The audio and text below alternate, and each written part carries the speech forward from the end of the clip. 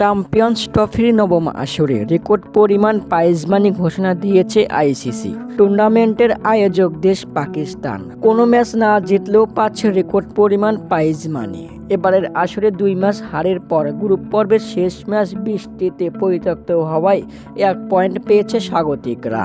টুর্নামেন্টটিতে অংশগ্রহণ করে পেয়েছে $1,25,000, যা প্রায় $1,51,03,000 টাকা। গ্রুপ পর্বের প্রতিটি ম্যাচ জয়ের জন্য বরাদ্দ ছিল $34,000, যা প্রায় $41,08,000 টাকা। সেক্ষেত্রে পাকিস্তান 1 পয়েন্ট পাওয়ায় এর অর্ধেক টাকা পাবে, $20,54,000 টাকা। টুর্নামেন্টটিতে পাকিস্তান সপ্তম স্থানে বা অষ্টম স্থানে থাকবেই, সেক্ষেত্রে পাচ্ছে $1,40,000, যা প্রায় $1,69,15,000 টাকা। পাকিস্তান মোট টাকা পেল $3,40,72,000 টাকা। এছাড়াও রয়েছে টুর্নামেন্ট শেষে অবস্থানের ভিত্তিতে আর্থিক পুরস্কার। এরপর দুটি আলাদা গ্রুপের দলগুলোর স্থান কিভাবে নির্ণয় হবে সেটি পরিষ্কার করেনি আইসিসি। এবার আসুন বাংলাদেশ পাচ্ছে কত।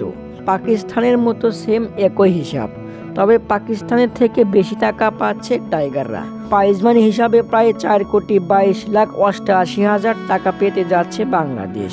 আইসিসির এই মেগা আসরের জন্য মোট প্রাইজ মানি বরাদ্দ করেছে $9.6 মিলিয়ন, যা বাংলাদেশি টাকায় 84 কোটি টাকা। এবারে টুর্নামেন্টটিতে চ্যাম্পিয়ন দল পাবে 27 কোটি টাকা, আর রানার্স আপ দল পাবে 13,53,00,000 টাকা।